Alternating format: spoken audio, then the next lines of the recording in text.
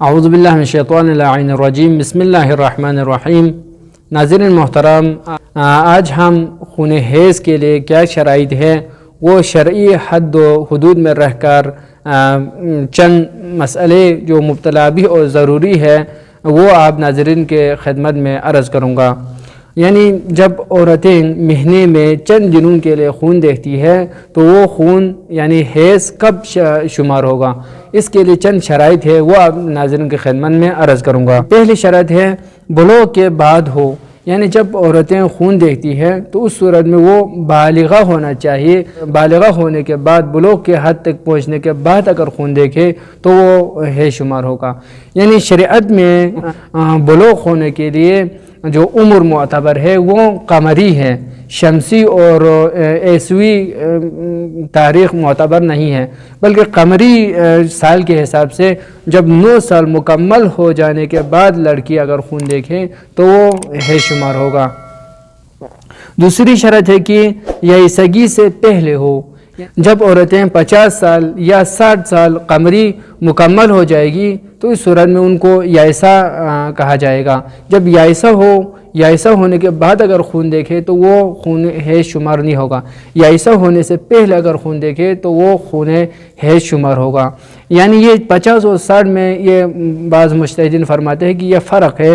اگر وہ عورتیں جو قریشی خاندان سے ہو یعنی سیدہ ہو تو ان کے لیے کیا ہے 60 سال معتبر ہے، یعنی 60 سال سے پہلے اگر خون دیکھے تو وہ حیض شمار ہوگا۔ لیکن جو 50 سال ان خواتین کے لیے ہے جب وہ یعنی سیدہ نہ ہو، قریشی نہ ہو، غیر سیدہ ہو تو ان کے لیے 50 سال مکمل ہونے سے پہلے خون دیکھے تو وہ حیض شمار ہوگا۔ تیسری شرط ہے رحم سے ہو اور رحم سے باہر آ جائے۔ آیت اللہ سیستانی دامت اللہ علیہ فرماتے ہیں جب عورتیں خون دیکھتی ہے تو وہ خون رحم سے خارج ہوا ہو۔ مبتلا بھی مسئلہ ہے کیونکہ آج کل کے دور میں یعنی عورتیں ابریشن کر کے رحم کو نکال دیتی ہے۔ کسی بیماری کی وجہ سے یہ مشکلات پیش آ سکتی ہے کہ رحم کو نکال دے، تو اگر اس طرح کے کوئی مسئلہ ہو، اس طرح کے مشکلات ہو تو آیت اللہ سیستانی دامت اللہ علیہ فرماتے ہیں اگر ان کے لیے رحم نہیں ہے تو اس صورت میں وہ خون حیض شمار نہیں ہوگا۔ وہ خون حیض شمار ہوگا جب رحم سے نکلے اور رحم کے باہر آ جائے۔ اگر رحم کے اندر رہے تو وہ بھی کیا ہے خون حیض شمار نہیں ہوگا۔ چوتھی شرط ہے کہ 3 دن سے کم نہ ہو۔ اگر 3 دن سے کم ہو، مثال کے طور پر یعنی پہلے دن خون دیکھے، دوسرے دن دیکھے لیکن تیسرے دن اگر نہ دیکھے تو اس صورت میں وہ خون حیض شمار نہیں ہوگا۔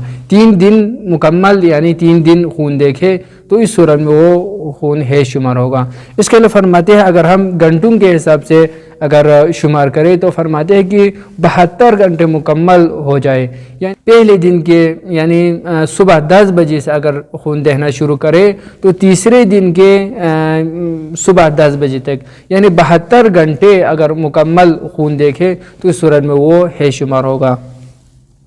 پانچویں شرط ہے کہ 10 دن سے کم نہ ہو، کہ یہ خون حیض کے لیے معتبر ہے 3 دن سے زیادہ اور 10 دن سے کم۔ اگر 10 دن سے زیادہ آ جائے تو وہ بھی حیض شمار نہیں ہوگا، 10 دن سے کم ہو۔ یعنی چھٹی شرط ہے کہ شروع کے 3 دن پے در پے ہو اور خون استمرار رکھتا ہو۔ فرماتے ہیں کہ پہلے جو 3 دن ہیں وہ پے در پے ہو، یعنی قطع نہ ہو، بیچ میں پہلے دن آئے دوسرے دن نہ آئے تیسرے دن پھر آئے تو وہ نہیں ہے، پے در پے آنا چاہیے، یعنی 3 دن پے در پے آ جائے، پھر اس کے بعد اگر چوتھے دن 5ویں دن نہ آئے چھٹے دن آ جائے، آگے 3 دن کے بعد اگر بیچ میں فاصلہ آ جائے تو وہ کوئی مشکل نہیں ہے، لیکن اول کے جو 3 دن ہیں وہ پے در پے آنا چاہیے۔ ساتھی اور آخری شرط ہے 2 حیض کے درمیان کم از کم 10 دن پاک ہو۔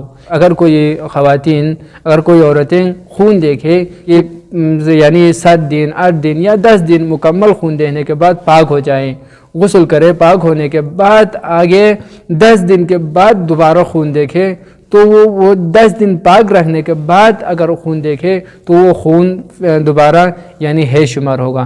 لیکن اگر پاک ہونے کے بعد غسل کرنے کے بعد 3-4 دن کے بعد دوبارہ اگر خون دیکھے تو وہ خون حیض شمار نہیں ہوگا، کیونکہ یہ شرط ہے کہ 2 حیضوں کے درمیان کم از کم 10 دن فاصلہ ہونا چاہیے۔ اللہم صلی علی محمد و آل محمد. السلام ورحمۃ اللہ وبرکاتہ.